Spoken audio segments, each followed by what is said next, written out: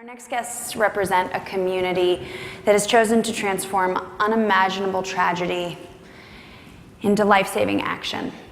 I want you to envision with me for a moment a scenario. It's Valentine's Day and you are a high school teacher and your students are working on a group project and you're walking around your room. It's the end of the day, just before dismissal, and all of a sudden you hear a loud pop. And then you hear another one, and you realize they're gunshots, and you run to the door and you lock it. And you herd your students into the corner, and you're terrified just like they are, but you're trying to console them. And you hear hundreds of rounds of gunshots, and then this happens.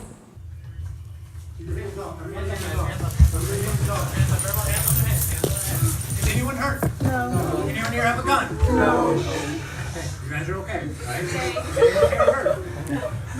Where's the picture? You recognize every single person in this room? I'll do a comment. Stay here. I'm going to stay on this floor. Stay here for now, right?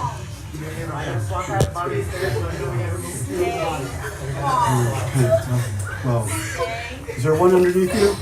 No. 13. Guys, breathe with me. Breathe. How many did you count? Huh? Teacher, how many did you count? Okay. Everybody who's here is in my class. Can you do a quick count for me so I can confirm? Guys, breathe. You're okay, all right? You're okay. We're going to get you out of here. What's that?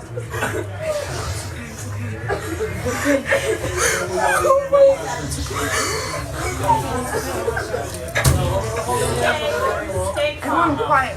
Stay calm. Stay calm. Guys, listen. I promise you're going to be safe, okay? We'll get you out of here. You guys are going to be okay. Guys, just stay calm. Listen to our directions. Okay, deep breath.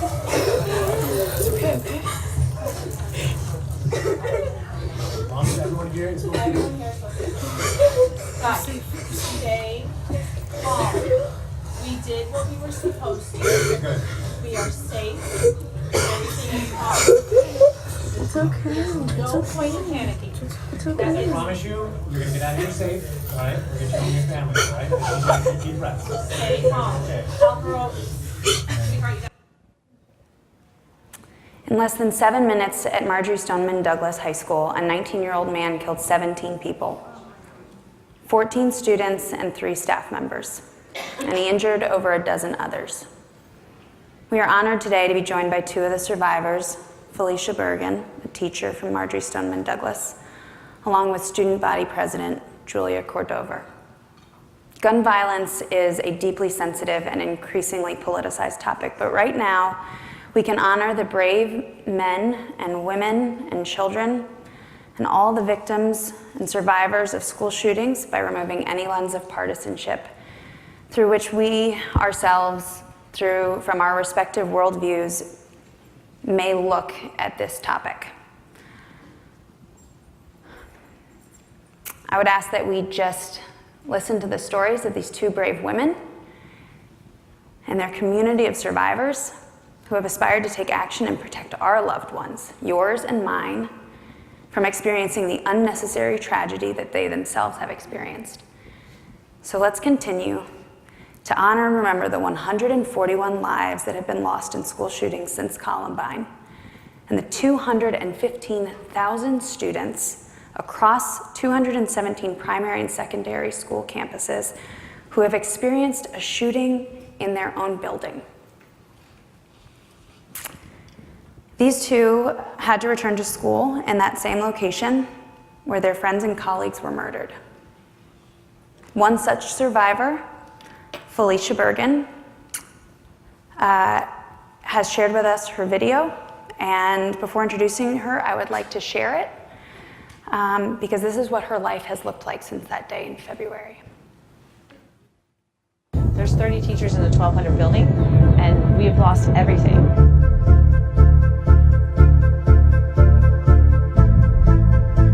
I need posters, construction paper. I'm gonna need to rebuild everything. I started to think about, like, what am I going to do? Like, the kids are coming back. Yeah, we all understand that we're not going to be taking math tests and talking about the FSA right now.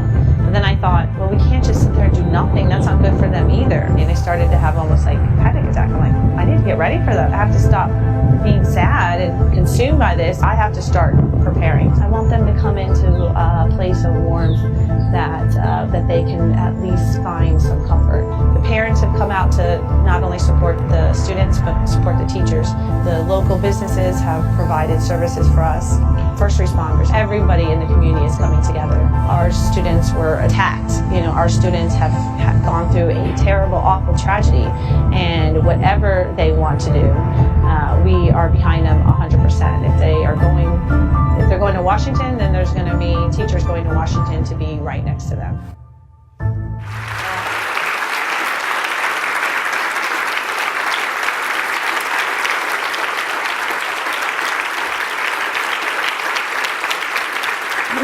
Thank you.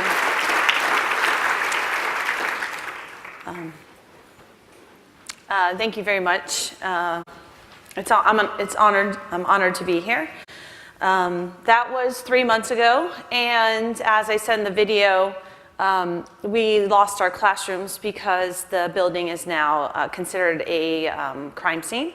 So I was moved into, on one day I'm in one classroom, and then on the other days I kind of float. And so, as I said, I needed posters and stuff, and my students can attest that I have the most decorated classroom on campus now, because I think that I just didn't know what to do, and I just wanted to do something, so I just kept putting more and more posters up, and I have lights and just all sorts of things. But anyways, it's an honor to be here.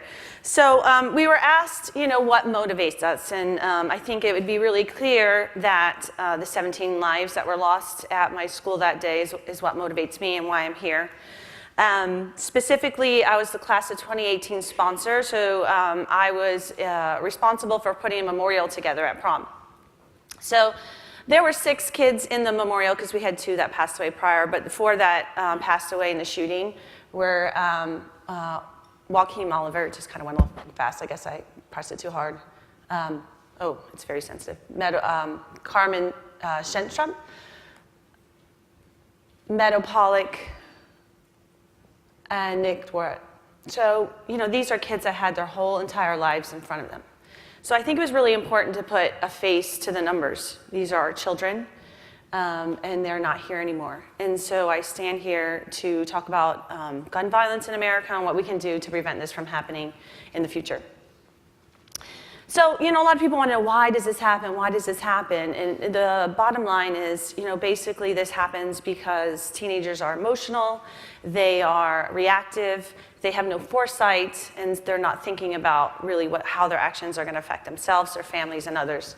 And every situation is different, so there's no exact answer. There's no formula. We can't solve this, like this is the problem and this is what we're going to do. It's just very complicated. The situation that happened at my school happened to be a very sick individual that had mental issues.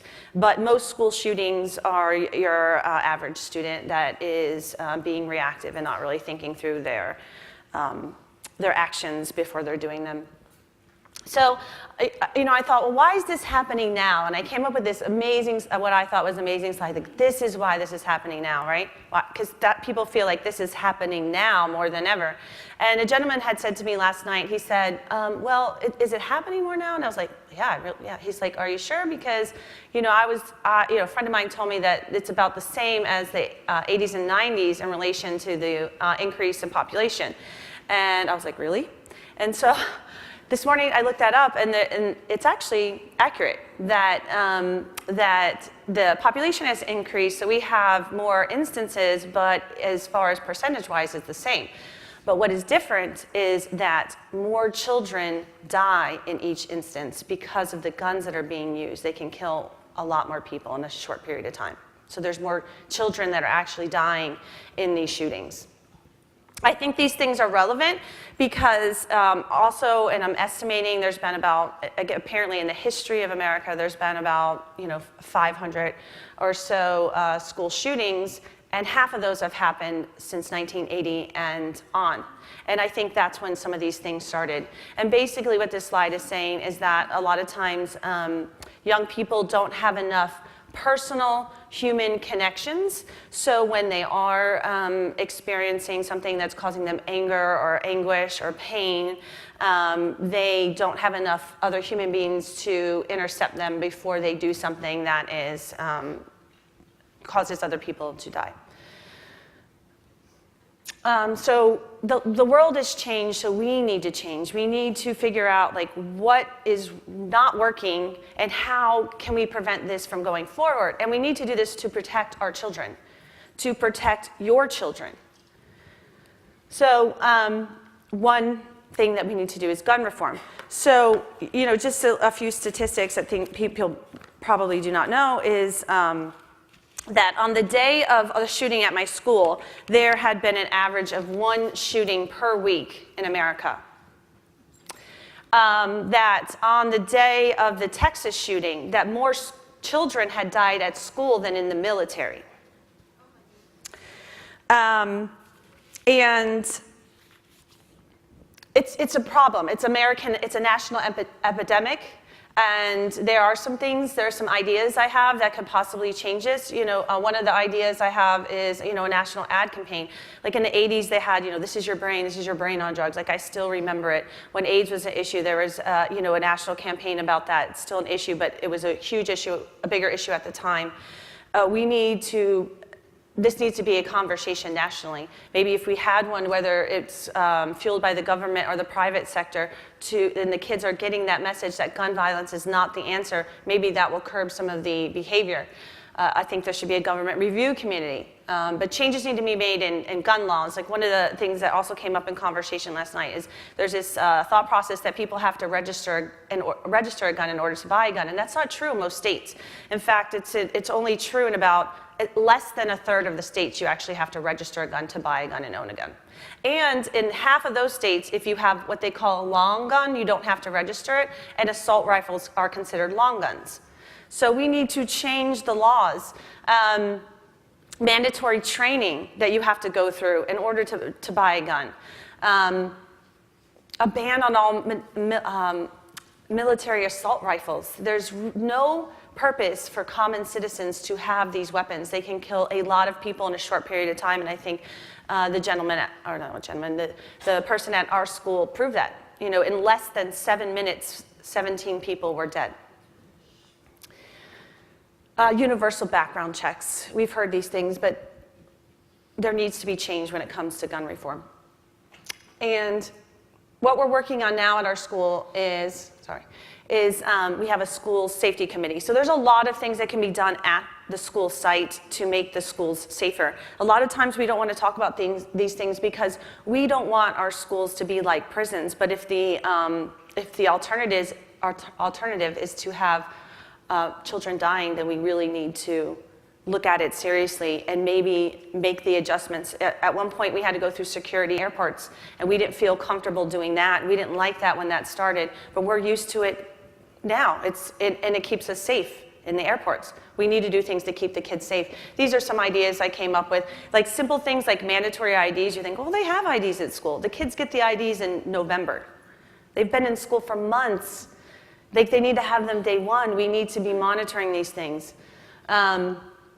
Securing the perimeters. The biggest thing, there is a misconception about what we call school security. A lot of times there are campus monitors, and their job description is just to report what they see, and they are not trained. And it is of my opinion that we need people at schools, depending on the school. My school has 3,500 students, so we need, you know, at least 5 trained armed security guards at the school. And if we have instances where the security guards were able to stop the threat, then maybe kids would think a little bit more before they go and do these things. There's some other ideas. You know, there's some outdated things like fire drills. You know, we all evacuate the building. At my school, we have 13 separate buildings. If there's a fire in one, why do we all need to leave and put the kids out in harm's way, if you will? So we have not stopped and looked at our our procedures or how we do things. We just keep doing the same thing over and over again, but the times are different, and so we need to change how we do things. We need to look at every single procedure, drill, system, and say, what do we need to do now? Because it's a new world, and we need to protect our kids. There's some other ones. Mental health resources is also important. Like I said, most of these shootings are just average kids, but there are some very sick individuals, like the one at my school, that did go through the system and they didn't stop him and he didn't get the help that he needed. So what can we do from preventing this again? So my idea is, and it's in there, it probably should be a little bit bigger, is I'm trying to create an organization to unify teachers all across the country to have more of a voice. That we need to speak up, and because these are things that we have noticed and we've seen as teachers and we've kind of complained about, but we kind of just accept like, oh, this is how it is, and it's just not okay anymore. So I did some research and discovered that there's not one organization that's specifically for teachers when it comes to school safety, but we're at risk too. So the idea is to start a platform, a website where people can share ideas and empower teachers to stand up and say, no, that's not acceptable. We need to change this. We need to make sure our kids are safe. Obviously, I also think that it's important to educate the kids. We have a program where they educated them on bullying, and they actually have been pretty successful at reducing the amount of bullying in schools. If we had a program that educated the kids about gun violence, meaning that that's not the answer, maybe over time that would have an impact. Educate them on maybe how social media affects them, because that does play a role in some of these cases, because they go home and they never can escape some of the things that are angering them that they react to.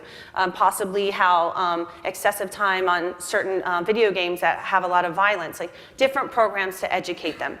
We also need to keep speaking about it and not like let it just go or not want to talk about it because it's uncomfortable. It could be your child next. Parkland was voted the safest city in the state of Florida a month before this happened.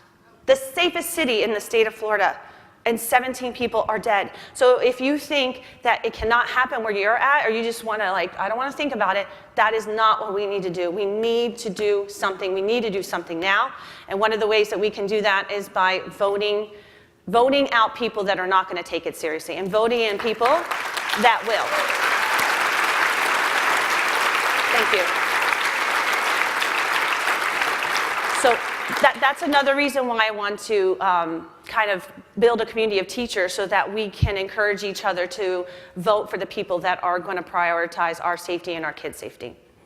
So now I have the absolute honor of introducing a student of mine. I've actually known her since she was a freshman, and I've been her advisor because she was the class president for class of 2018. And I wanted to do this at graduation, but I get to do it now. So I'm super excited about it. She is intelligent, compassionate, kind, motivated, a leader, she is doing and will do amazing things in the world. But before I bring her up on stage, we're gonna watch a brief video.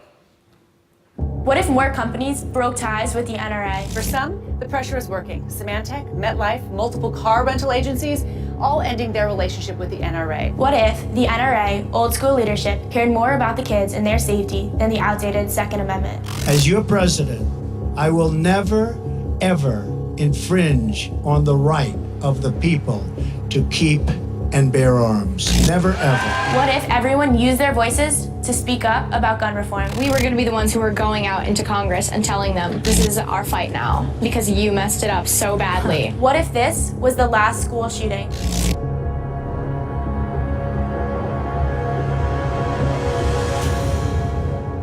My name is Julia Cordover, and I stand with the Never Again movement. Join us on March 24th as we march for our lives to protect the future of America.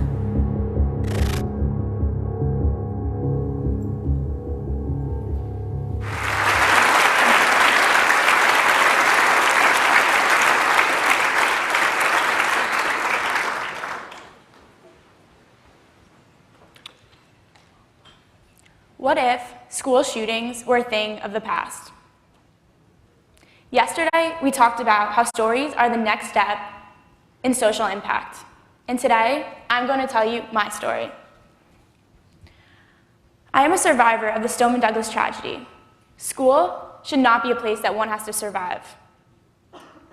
My school was my safe haven, my home away from home. Why should I feel lucky enough to have come home safely on February 14th? On Valentine's Day, when I should have been exchanging words of affection with my friends, I ran for my life, using my purse to shield myself from the bullets of a madman. Hearing those bullets will always replay in my mind and resonate with fear and fright whenever I hear loud noises. My school, located in Parkland, Florida, was deemed one of the safest cities in Florida, was transformed into a battlefield. This, on a day that was once remembered for love, will live on in my community as a day filled with evil and terror. On that day, a 19-year-old former student fired over 150 rounds of ammunition, ending the lives of my beautiful friends, classmates, coaches, and teachers. I remember calling my mom that day, as so many others did. I said, "Mom, if I don't live, remember that I love you." These are words that no child should ever have to utter to their parents. And yet, I am grateful to make it home that day. It's been 4 months, and I still hear the echoes of the pop-pop sounds of gunfire that I heard. I remember the fearful faces of my friends when we found out that there was an active shooter on our campus. I still experience flashes of pain, sorrow, and anger triggered by an insensitive comment. So, how do we stop this senseless gun violence? Well, let's hold ourselves accountable. Let's regulate the estimated 300 million guns available in America. Yes, voting is one of the best ways to regulate and take personal initiative for gun violence. Making sure that our lawmakers are willing to pass common sense gun reform is one of the most effective ways to get those 300 million guns under control. Also, gun owners must take personal initiative. If you own a gun, ask yourself, do I have an extra gun that I don't need? Could it fall into the hands of someone I don't know? Is it in a secure place? Perhaps as a gun owner, you should ask whether you have been taking care of your own mental health. When it comes to gun violence, the mental health argument often falls flat. If we don't acknowledge our own personal vulnerabilities, how are we supposed to account for others? We should seriously ask ourselves whether we really need to own a gun. Many social issues affect why people buy and use guns. I found out that 62% of gun fatalities between 2012 and 2016 were suicides. And we call these people psychos, shaming them. We are creating barriers for people who need help. Let's make it easier for people to access better mental health and make our school safeties a priority. New safety measures must be implemented to ensure that we make it home from school safely. Schools where students should thrive in classrooms, not worry for their lives. For example, bulletproof windows would have been a great solution to not losing some of my classmates, and making sure that teachers are armed with knowledge to protect their students in situations that can end the lives of their students. So what's the right answer? I don't know. I'm no gun control expert. I'm a student that's trying to fix our generation and make it a powerful one, and one better than we came into. It is important to know the correct information and the common sense ways to make a safer America. We need to learn the loopholes, we need to vote, and we need to get out there and share our knowledge with our loved ones. We need to share your knowledge with each other, our families, our communities, our city councils, and we need to teach Congress. We need to help stop this gun violence and promote school safety. We need you to vote for those leaders joining the fight with us. We need to support those businesses and companies supporting our fight. We need you to say something if you see something. We need to create a society that cares more about its children than its red tape. We need to follow through with our elected leaders and government agencies. We need you to help raise awareness and funds where it will help the most. For example, the Gabby Giffords Foundation hosted over 200 of my classmates and I for the March for Our Lives in DC. These organizations, along with the Brady campaign, have been fighting against gun violence for years. For example, yesterday, in California, there was an election.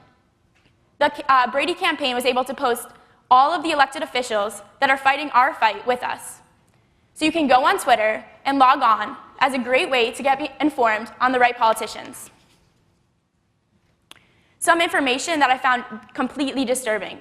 Shooters in recent tragedies, deadly shootings, like Parkland, Las Vegas, Orlando, Sutherland Springs, Aurora, and Sandy Hook, all used the assault weapons and high-capacity magazines to massacre people. Today, I heard that you can buy an AR-15 style weapon in less than 25 minutes.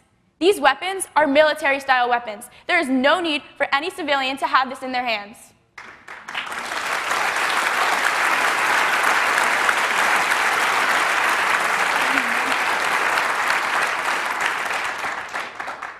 I was also informed that since 2 days ago, there has been over 147 mass shootings just in 2018. 147 mass shootings.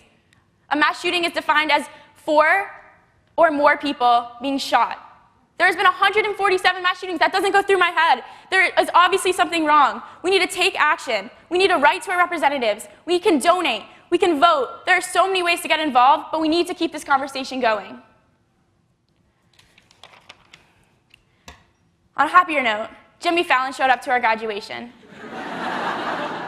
I graduated on Sunday. He told us that it was opposite day. He said, usually I go in and I'm the commencement speaker and I'm telling them that they have so much potential and I'm the one that everyone's looking up to. And he said it was just opposite day. He said he's the one that is looking up to us, and it was great to know that he was inspired by us and everything that we're doing. So some of the things that he was saying was, usually I'm saying you strive to be the generation that's doing this. I see that you guys will do this in the future, but you guys are already doing it. You guys are this generation. You are the present generation. So hearing these words from people that are looking up to us are so meaningful, and this is what keeps it going. So we need your contributions to help fight this fight with us. So we know we'll be the generations you read about in history books. We cannot stand by and idly allow this to ever happen again. We must ensure that the 17 lives at my school are not lost in vain. We have the ability to solve these problems. We just have to find a way. I am proud to lend my voice to this movement. Please join my classmates and me as we take back our schools and demand change. Enough is enough. Not one more life should be lost to gun violence. Thank you.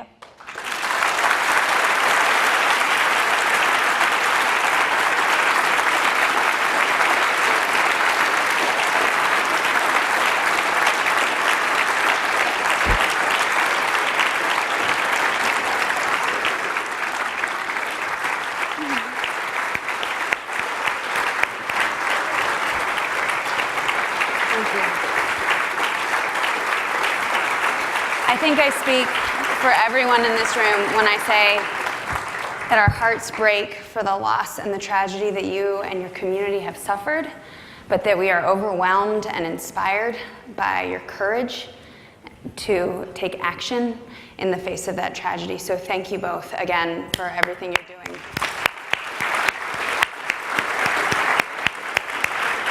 And thank you to everyone for joining us for this session. I am sure that you, like me, have been inspired by these stories of aspiration and action and can now look back in our respective lives and look for where might be those places be where we ourselves can aspire to take action. I hope that you will join us all for lunch out in the tent, and then we're going to reconvene at 1:35 for the next session. Thank you, women, again, and let's thank all of our speakers.